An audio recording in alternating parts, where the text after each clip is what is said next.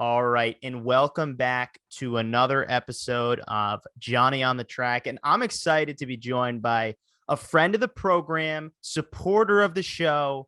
And you actually, if you go back, I think it was 2 weeks ago, maybe, Tyler, that I was actually on Tyler's show called the Field Filler Podcast. He's the host. He's better known by his Twitter handle or his Twitter name, Vanilla Wafers, but he goes by family and friends, Tyler Villanueva. Tyler, thank you so much for coming on the pod. Hey, thanks for having me on here. This is super exciting. I mean, I've been wanting to get on your show for a very long time. And you're right. It was a couple of weeks ago that you were on my show.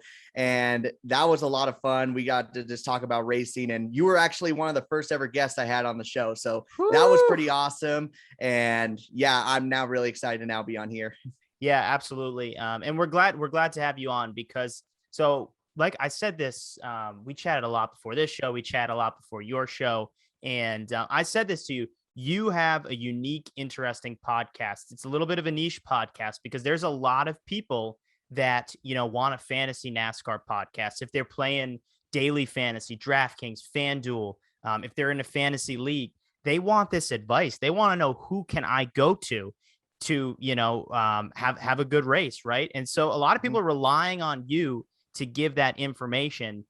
So first, I guess I want to ask you how you got into NASCAR, but I guess before that, I will ask you, how did you start this podcast and, giving like fantasy NASCAR advice? So it's pretty funny that you asked that because when I first started, which was about 18 months ago, I had no idea what I was doing. I just was just like, you know what? I just want to talk about NASCAR. There's nothing else for me to do right now. I'm stuck in my home. And one thing that I really enjoyed back in high school when I was doing sports and all that stuff, I love the backside of sports. I love statistics. And it's been like that with any kind of sport. Mm-hmm. And I thought to myself, I do have a little bit of intelligence when it comes to NASCAR by track. Maybe I will bring it to the fans. Maybe, you know what, let's go with fantasy picks. Cause I just recently was doing fantasy football beforehand. I was like, that was fun. NASCAR fantasy is fun. Why don't I just put that together? And as time went on, it was just the part of the show. It would be the second half of the show. Mondays, I just talk about what happened at the racetracks. And then Friday, I was like, let's do fantasy picks. There's not that much news that goes on into the week. Let's pick your guys' favorite drivers for the race and let's see what happens. And from then on, it just clicked for me. Yeah, no, absolutely. And you guys got to check his podcast out. Again, it's the Field Filler Podcast. I watch it on podcast or listen to it on podcast. Is it also on Spotify, Tyler? It's on Spotify, it's on Stitch, it's on Apple. I got them all set up on all those channels. So you can find it basically anywhere that provides podcasting. Cool. Absolutely. So yeah, make sure you check it out. And again, I genuinely mean, like, you are one of the best that gives this fantasy advice. And I mean that. I go to you with a lot of this stuff. I know you and I talk a lot on Twitter of like who we think is going to have a good race. You and I went back and forth with, we were both on the Almirola train a little bit. Mm-hmm. Just happy to have you on the show. So now let's go a little back, right? So you talked about the podcast. How did you get into racing? Like, when did this all start? Very young age, little older in life? What was it? It was actually at an extremely young age. So I am from a very small town in the middle of Nevada. I don't live there anymore, but basically there was nothing to do there. You could, yeah. And especially as a kid too, because when you're older, you can at least drink and do drugs. You can't do that as a kid. Right. I don't recommend that at all, but that's basically what this small town was.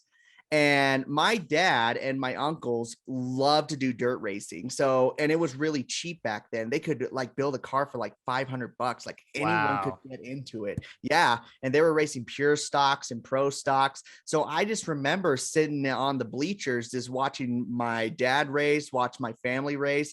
And it was just something I instantly got into at such a young age. And when I got into NASCAR was actually, I woke up in the middle of the night. It was like 9 or 10 o'clock. I can't remember. And it was in 2002. And the only reason I can remember the exact year was because I walked out and my dad was on the edge of his seat watching the Bristol race. And in the final few laps, it was between Rusty Wallace and Jeff Gordon. And he decided to go for Jeff Gordon in that race. And I remember watching that race and we were so excited. I didn't know what was going on, but he was really pumped. He carried me, lifted me up. And ever since then, I became a Jeff Gordon fan and I really started doing. Yeah, exactly. And my first NASCAR race came in 2006 at Sonoma. And I think at that point, that's when I really had NASCAR as my favorite sport to watch by far. I hardly miss any races since then. And it's just been something that I've really enjoyed every single Sunday. And NASCAR now has a lifetime fan. Yeah, absolutely. Absolutely. Same here. It sure does. So you got to be honest with me. So growing up, you're watching your dad, you're watching your uncle race on these dirt tracks. Were they any good? Were they anything special? No, they weren't anything special at all. I thought you were gonna be like, yeah, we had two Larsons in the family.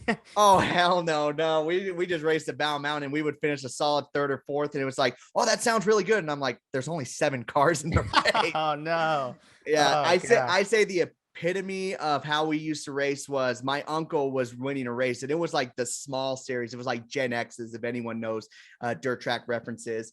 And he was racing the F24 car. He didn't like Jeff Gordon, as you can tell. Mm-hmm. And on the very last lap, leading the race, spins out in turn 3 and 4. He finishes last. I'm like, you freaking idiot. You had half a track lead over everyone and you overdrove it in turn 3 and 4. But it was all in good fun. I mean, I raced at a time and I finished last and second to last. And we were like, nah, I'm not built for racing. So I'll admit that. I'll be honest about that. But still, we love racing. It doesn't matter if we're the best or the worst. We have a ball. And I recommend to anybody, if you have a chance to just get a dirt car and just run one race around, it is definitely worth it. It is so much fun. So this is actually something, I know I haven't told you this, but I've actually never, ever been to a dirt track. I've never. Yep. So I'm from the Northeast, so I've seen a whole lot of asphalt, but I have never seen a dirt race. And I have a buddy who actually just saw either last week or 2 weeks ago who came up from Nashville, and he would grab my arm and walk me down to a dirt track if he could. But it's tough. I mean, it would be like a 5-hour drive for me to find a close dirt track. Whereas like I can go to, some Connecticut short tracks, some Massachusetts short tracks, 30 to an hour, right?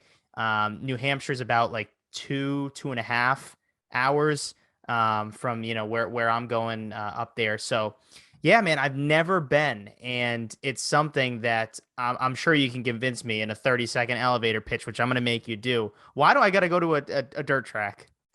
A dirt track is just an opportunity for a lot of the younger people and people who are trying to get into the top sport, just a chance to put their top racing speed onto there. And also it's just more intense, believe it or not. Like, when a NASCAR turns 1 and 2, how they will get a little sideways that. Right. If you see late models or sprint cars, they're sideways, they're turning right. In cars, you turn left to go right. That is 100% true when it comes to dirt. It is super exciting, super intense, and you don't get any closer to a dirt track than you do at NASCAR. It's really tough to get close unless you got a lot of money to go to a NASCAR race. But in dirt tracks, you can be right there in front of the action. It's so much fun. Yeah, well, that's definitely, again, I got to do it. I know I'll get down to one. I'm not concerned. But yeah, it's just it's tough. It's tough to make that drive, but I've got to do it. And yeah, I think my buddy, like you said, I'm gonna go visit him pretty soon. I'm actually visiting a buddy down in Louisiana a couple weeks from now, and we're gonna go. So I can't wait. And I'll definitely take videos and I'll post it on Twitter, and you can take a look at my first experience at a track. I'm going to be so sad if you come back and you're like, it wasn't that great. There's dust in my face. I hope that's not the case. Tyler, you don't have to worry about that. You do not have to worry about that. Thank goodness. Just when I'm at a track, man, it's a happy place for me. We were talking before the show. My two happy places are talking NASCAR and playing golf. Hell yeah. Same here. Same here. Exactly. So, all right. So let's now get into what has been a pretty interesting start to the playoffs. A lot of shocks, a lot of surprises. We've seen Alex Bowman, who had 3 wins, now fighting for his life. We've seen William Byron, who now is in a legitimate must-win situation. I think the only thing that people expected was Michael McDowell. He came in as the 16th ranked driver, and he is going to leave round one as the 16th ranked playoff driver. But yeah, a ton of surprises. I was not expecting these struggles from the Hendrick cars that were so strong all season. So I want to ask you, what has been the biggest surprise of the playoffs so far through these first early 2 rounds? Well, in all honesty, I really don't think it's really the Hendrick guys that have been the biggest surprise, because I was kind of a little blindsided. I was not looking at William Byron's past results. If you've looked back at these particular racetracks, these are some of his worst. Yes. And I think I was being a little naive, like, oh, he's going to do good. He's been top 10. He's been running around near the top. That hasn't been the case. It's like reality is finally set in. And Alex Bowman, he can have a lot of good races. Like his spread is so crazy. He can win a race, and then another race he'll finish 22nd, and he's been around there the whole time. The biggest shocker has actually been Kyle Busch for me. These are 3 tracks where I thought no problem. He was going to be 45 plus points going into Bristol. He's only 9. It just takes just a couple rough runs, and it happened at Darlington for someone to be right there on the cutoff line. So I think that's the biggest surprise. And Kurt Busch right there as well, because I did not think Kurt Busch was going to be phenomenal at Darlington, which he was. And then I thought he was going to be good here at Richmond, which he wasn't. So there's been a lot of craziness going on, especially at Darlington. Richmond was a little more predictable. So who's to say what's going to happen here in the Bristol night race? I say that's going to be a must-watch race for anybody who's fans for any of the drivers who are in that cutoff line. I'd say it would go all the way up to, I think it's Kevin Harvick who's 5th in points right now, all the way down to William Byron. Yeah. Okay. So if your driver's right there in that mix, you got to watch this race. Yeah, no, anything can happen. Absolutely. This is a must watch. Again, that race is Saturday night. Sticking with the Saturday theme so far through the first round of the playoff, that's Saturday race. But anywho, so it's interesting because Kurt Busch, I told you, these tracks, right? I predicted that. I said, look, he's going to have a good first round. I think he's going to shock a lot of people. And I genuinely think, look at Ross Chastain in that Richmond race. If Kurt Busch does not lose what I think he blew a tire, like they still don't even, the tire went down, but they weren't sure how the tire went down. Man, oh my God. I would have been king of the world if he had 2 top 5s in a row, which it was looking like he was.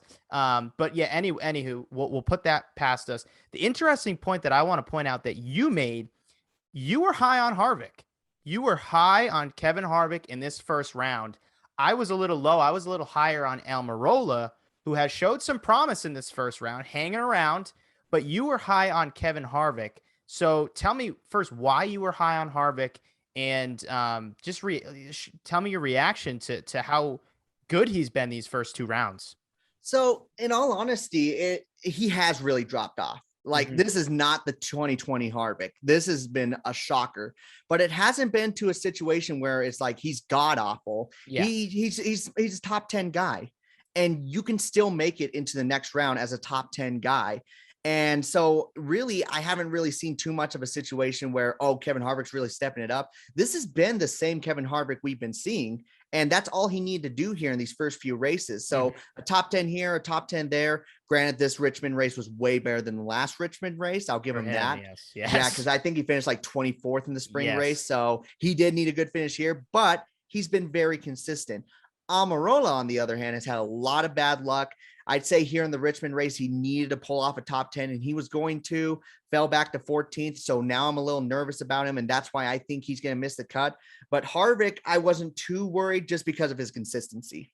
Okay. Yeah, no, I get you. And I heard you on that. I heard you. I said, yes, these are Harvick's tracks. These are, I mean, really anything's a Harvick track, but Yeah. We thought like this was kind of a Stewart House wheelhouse, these early 1 milers, right? Even Darlington to an extent. But yeah, look, he has shocked me. I'm honestly a little surprised. He's pretty much safe. I think he's, I don't know, like what, 20 plus points. I think it was 25 points, if I'm not mistaken, but the situation with Kurt Busch. I mean, you're not safe until the checkered flag flies. Exactly. And that's why this is going to be a must-win race. I mean, you look like even 25 points at Bristol. If you get in a big one, which there's going to be wrecks this race. This is going to be, I saw the over-under on cautions. It's something like 8.5. So there's going to be wrecks. There's going to be, a lot of events happening, guys fighting for their lives. We talked about William Byron, Alex Bowman. These are guys that do not want to go out in the first round. So again, a must-watch race. I'm going to be watching. Tyler's going to be watching. I can't wait. But let's talk about the Hendrick cars. What do you think? I know you talked a little bit about it, but what do you think has been the biggest issue for Bowman and Byron? Like, why were they not able to bring what they had in the regular season over to the playoffs? Is it bad luck? Is it just, look, these really aren't their tracks? Like, what do you think was it? Definitely a mixture of both. I mean, you can't make no mistake. There's been some bad luck. I mean, when you look at Darlington, that's just rough. You hit the wall in you hit the wall in the first couple of laps, and then you get a flat tire for William Byron. That's rough. There's no other way to put it. So bad luck mixed with tracks that you really don't see them really step it up. I mean, Bowman, he did step it up in the spring race. There was a reason why he was victorious, but I don't know. Bowman has kind of just fallen off ever so slightly here in the last few weeks, whatever that reason may be. And William Byron has as well. And that got me a little worried. I was like, maybe they're testing stuff, because you didn't see like consistently like constant top tens out of William Byron in the 24 car in the month of July and August. He almost was getting an average finish of like 18 point something. It was brutal. And same with Alex Bowman. He's kind of been that guy who hangs around the top 15, and near the end of the race, he comes out of nowhere. Yep. He's the new Mr. Where did he come from? Not to try to take that away from Kevin Harvick, but that's where these drivers really have been lately. So, I mean, it's definitely a shocker when you see how many points and how many wins these guys were able to get. But at the same time, it's almost like, it was coming. And I really think here at Bristol, it's going to be a big feat for both these guys. William Byron needs to get as many stage points as possible. Alex Bowman needs to have one of those runs similar to like what he had at Richmond in the spring. There's no other way, but I really think we might lose a Rick Hendrick car, at least one, at the end of Bristol. Yeah, and I've seen a lot of predictions that both of these guys are going to go down, and it's definitely possible. You mentioned bad luck. You mentioned just like the tracks that haven't geared towards their kind of driving style and what they're good at. But it's definitely shocked me. I'll be honest. I did not expect. I figured William Byron would cruise through these early rounds. I had him getting to the final 8. I genuinely did, but this is definitely a shocker. And Alex Bowman, he's had a unique season. 3 wins. You can't take 3 wins away, but at the same time, he's had some very bad races. Where you're like, that's a Hendrick guy. All his teammates are running 1, 2, 3. He's back in 25th. What the heck is he doing? But it was an interesting season. I didn't have a lot of faith for Alex Bowman moving past the round of 12.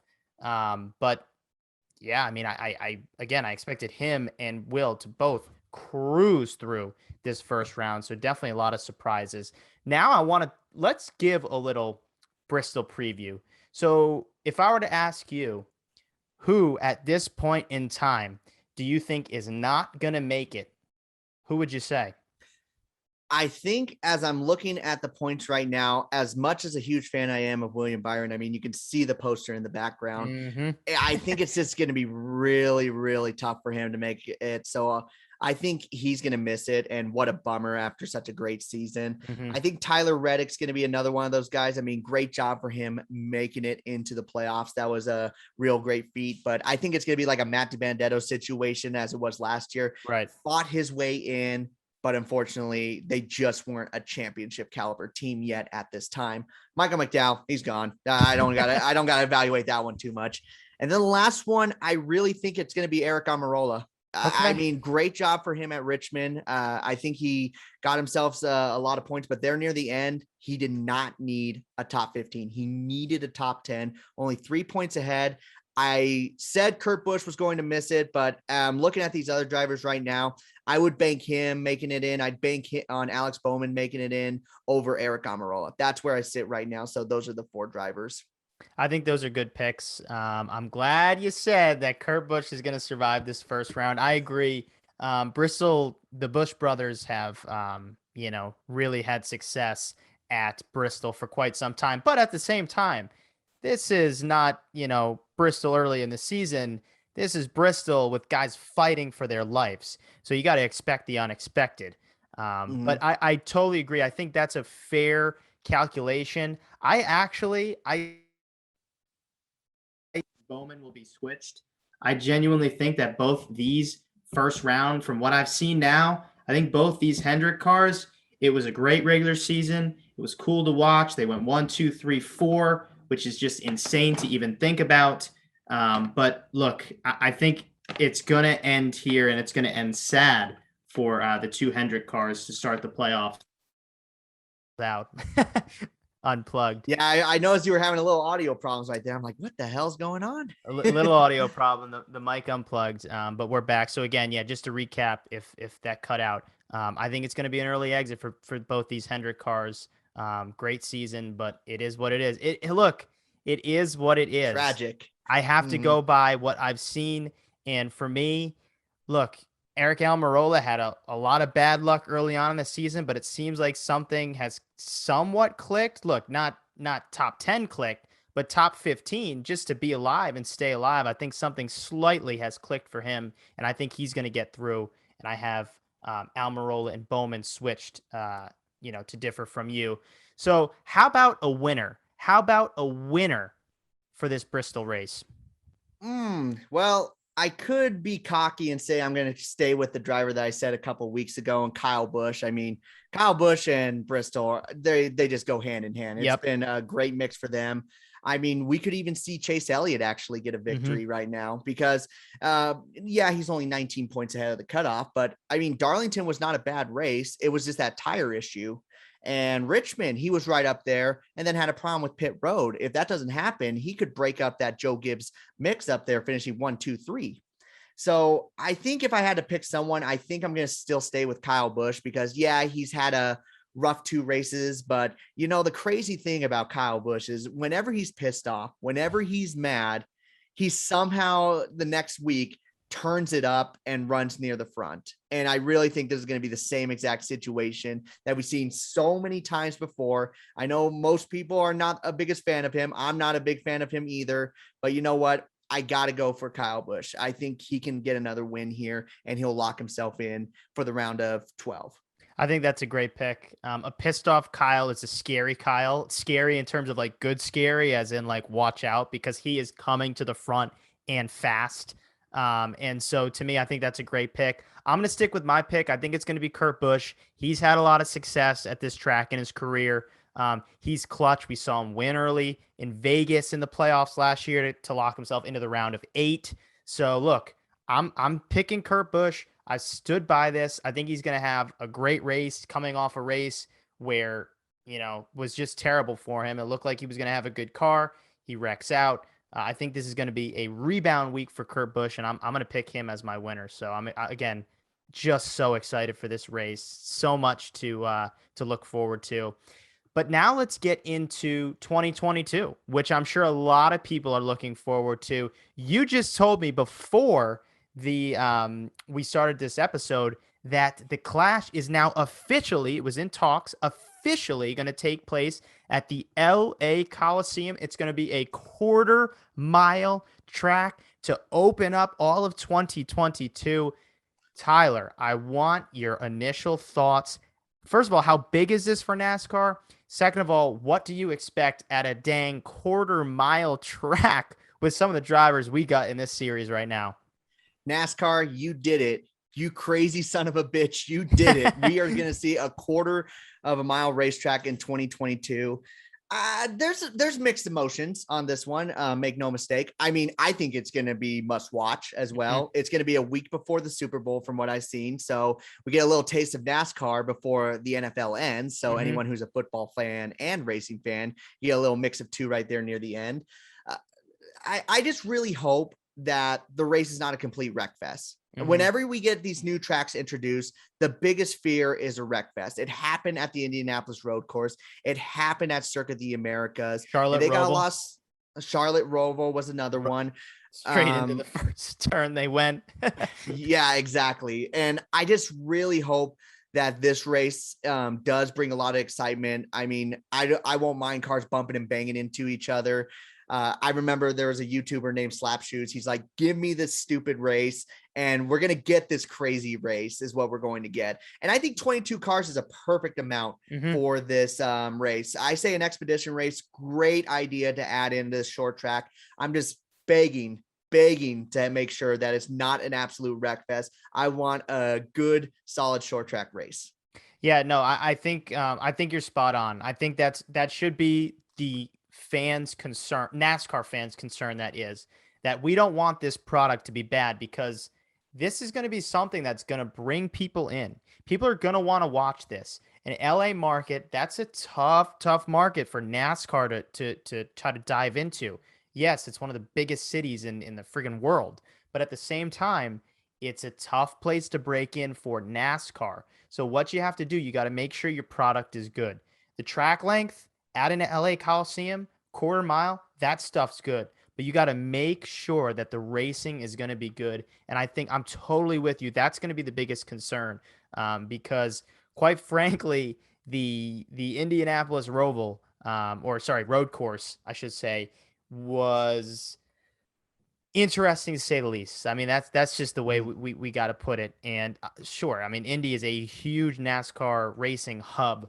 But the product we saw, although I was a huge fan of AJ Allmendinger winning, I mean, there was me too. I mean, there was a lot though that went wrong throughout that race. And obviously that's not all NASCAR's fault. A lot of that is just to do with what happens. But again, this is something that NASCAR has to focus on. They got to make sure that the drivers just play it smooth, guys. Just play it smooth, take it easy. But at the same time, right, you're at the LA Coliseum racing a quarter mile track to open the season. I'm sure these guys want to win the heck out of that place. Oh, hell yeah. Absolutely. If I was in that spot, I would be too. And one thing I really like also about this add-on, I completely forgot about it, is it's a hard area to get sport into LA. Mm-hmm. I mean, we've seen the market there kind of really slim, but this is going to be the next gen car. Mm-hmm. It's going to be a track we haven't seen in over 50 plus years. I can't remember the last time they raced at a quarter mile racetrack. Could be even 60 plus years. Yeah. It's a great opportunity for them to reach a new demographic, to reach a new market. I'd say this is a smart marketing strategy on NASCAR. So make no mistake on that. But if the racing is bad, then we're going to have to sit there and be like, yeah, this is our sport. I hope you like it. I totally agree. I totally agree. And that would be frustrating, and I think a half step backwards for what could have been a huge step forward for NASCAR. But now I want to end on this, and we didn't talk about this before the show, but I'm going to shoot you something quick here, and I want you to give me a scenario. So I want you to name, a free agent driver or a guy looking right now for a job that you want to see for a certain team. So for instance, right, we heard a little bit of rumblings, not true, but a little bit of rumblings of Matt Bandetto and Cowlig Racing. I think for Matty D, although it's not going to happen, that's a great fit. That would be a great fit. So I want you to name, a driver that you think can really go somewhere, explore his career, and, find a great fit. Matt Bandetto, I don't think anyone's not a fan of Matt Bandetto. He absolutely is an absolutely great driver, and he's very lovable. I mean, I've met him a couple times. I haven't been able to talk to him one-on-one, but you just see him. He loves the fans. He loves the sport. My only fear right now is for him to end up like at a Front Row Motorsports at the moment. Now, don't get me wrong. Front Row Motorsports has made major leaps and bounds from where they used to be. But to see Matty Bandetto in the number 38 car potentially next year, if that would happen, it would be a step backwards. No. I really think Matty Bandetto should do something similar to what John Hunter Nemechek did, because John Hunter Nemechek, he was kind of a laughable driver last year. And now he's in the truck series doing something phenomenal. And I can't wait for him to go into the Xfinity series and do the same exact thing. So if Matty Bandetto goes down and races for one of those teams down there, I don't know what options are available at the moment. It seems like the pickings are slim, but I wouldn't say that's the last time we're going to see him in the Cup series. I really think there's going to be another opportunity for him in the future, just a way for him to rebound his career. As far as other free agents go, it's kind of really hard because the sport has kind of really been locked on for a lot of these drivers. Like there's no really big openings. I know Sheldon Creed got announced for RCR for the Xfinity series earlier today, which I hope he does great. He's done great in the truck series. Hopefully he can do the same here in the Xfinity series. Not sure what that spells out for Myatt Snyder. We'll see that. As far as Anthony Alfredo goes, I give him a lot of grief on our channel and on the podcast, but I really feel like he's going to be moving back to the truck series or Xfinity series. It's going to be really hard. It's going to be really hard because I don't know which teams are going to really step it up. And for these free agents to be like, I'm no longer in this team, I'm going to be running for the championship next year. There's no one really screaming my name right now that I can really think of. No, I'm glad. Look, that's honesty, and that's good because I kind of agree with you. There's a couple guys, a Matt Benedetto, a Ryan Preece, and you can mention, a small other handful of guys that you think, well, even Ryan Newman, like what's going to happen with Ryan Newman, a guy that, hey, I know you, I see you laughing, but I was about to say, welcome to SRX Racing, Ryan Newman. Hey, I think he put on a good show in SRX. But he's another guy, right? Like, I'm sure, like, if Ryan Newman took a step and said, I'm not done racing, this isn't it for me, and he goes down to the truck series or the Xfinity series, I think he'd put on a good show there. So, there's a couple guys that you could look at, and I think we mentioned Matty D. I think he's a guy with, if he genuinely were to go to an RCR in the Xfinity, to a Cow League in the Xfinity, I think those would be perfect fits. And I know, there's probably no Cow League openings. Now there's no RCR openings. I don't know what else, what other openings. I think early on we saw GMS might add a Cup Series team. I feel like I remember seeing that way back. Maybe that's something that he could pursue. But at the same time, look, like for a guy like Matty D, it's got to be the John Hunter Nemechek move, like you said. It can't be somewhere where we saw you very close to winning, very close to being that close to coming to that next step. And now you move back. And now, like, you're not even going to be close at all to winning. You know what I'm saying? Yeah, I would hate to see that. Absolutely hate it, especially for someone who's just so liked in the sport. Let's just keep our fingers crossed that doesn't happen. Maybe he does find an opening. Maybe there's still another team out there that hasn't announced it yet. I mean, remember Daniel Suarez? He all of a sudden said, I'm going to Justin Marks with Trackhouse Racing. I thought to myself, okay, Rick Rare Racing's got some competition in the back. And look what they have done. Yeah. And also with Bubba Wallace, where was he going to go? I thought he was going to go to the number 42 car. And then all of a sudden, here comes 23XI.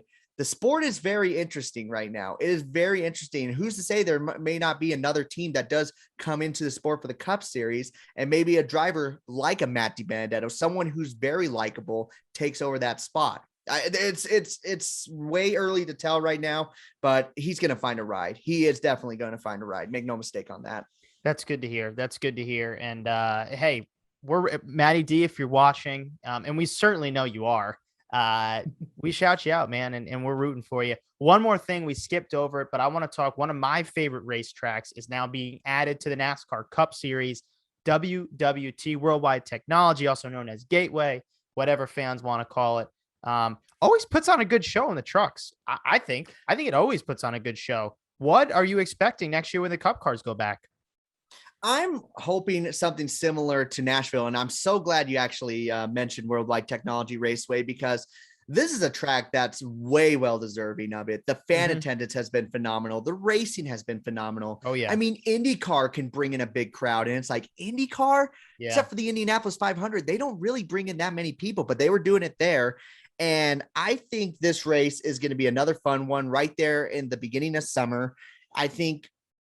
I don't know who's going to win it, but it's a very unique racetrack. It is. I don't think there's really any other track shaped like that, maybe similar to Darlington. And another unique racetrack I'll always be down for. Anytime you want to put a track that doesn't look like the others, by all means, let's throw it on in there. Really excited for that one. Yeah, absolutely. And like we said, the racing has been great. The fan attendance have been great. And I don't expect anything to change. Even with the next gen car, I still think Worldwide is going to put on a great show. And I'm excited. I forgot what it was on this show, but I forget who the guest was. And they were asking me, kind of like, oh, what do you think is going to be a track? And I expected this move. And I'm so excited. I'm happy that they made this move happen. Real quick, we heard Pocono probably is going to only end up getting one race. I actually was a huge fan of both these Pocono races. Are you a little upset at Pocono going down to just one? I'm a little bummed out by it. I hated it when it was 500 miles long, and we literally called it the afternoon nap race. When I was a kid, my dad and I would take a nap in the middle of the race, and we wake up and we were like, oh shoot, we didn't miss a single thing. Maybe one pit stop. That's about it. So when they dropped it down to about 325 miles per hour. What am I talking about? Miles in a race. Rocket ships going around there. Yeah, exactly. Holy hell. This is what happens when you're live, right? Yes. I say for that, it may be a step in the wrong direction for Pocono, but at the same time, if it's not providing the most exciting racing in the world, it sometimes needs to happen, make a replacement. So Pocono, it is a bit of a bummer, but at the same time, I'd rather see a new unique racetrack than two races back to back, because we've seen it happen last year. The viewership was not there for NASCAR. Yes. So if it didn't really pick up this year, it was going to disappear. And I thought it did pick up, but I guess I was mistaken. Yeah. So it was, I feel like that was an interesting scenario, because the fans really, who watched really liked both races. Both races put on a good show. However, at the same time, the fan attendance wasn't that good. The viewership wasn't that good, TV, but at the same time, the hardcore fans really enjoyed both races. So they were put in a tough spot. I agree with you. I think it's a little bit of a step backwards. But at the same time, yes, if we're going to get a new racetrack that's shaped differently, that puts on a really good show, that's going to bring in a lot of fans in St. Louis, which I think is really cool. Yeah, absolutely. By all means, let's do it. So, hey, Tyler, it is always a pleasure to talk racing with you. Really, I mean, like, honestly, there's a number of people that I think like we can just hit it off and always talk racing. You are one of those guys, and thank you so much for coming on the show. Thank you so much for having me, and thank you so much for coming on my show as well, because you made such a big impact on there. We're both really small shows at the moment, but I have a feeling with our consistency, with the amount of guests that you bring in, and hopefully if I keep making more right picks, if I keep making more wrong picks, I'll stay where I'm at. So let's hope not on that. You got it. We believe in you. Yeah, but as time goes by, I hope we can keep picking it up, and we may be the next top people for NASCAR that people will listen to. So that's the dream, man. And I'm so thankful that we were able to chat with each other one day on Twitter, and look how far it's come. I'm really grateful for it. Absolutely. As am I. We're going to continue to do our stuff. And like you said, like this is what it's about. And I told you this, if you remember, and I know you will. I told you there's not, if any single person, no matter how big, how small their podcast is, says, hey, I want you on the podcast, I am not saying no.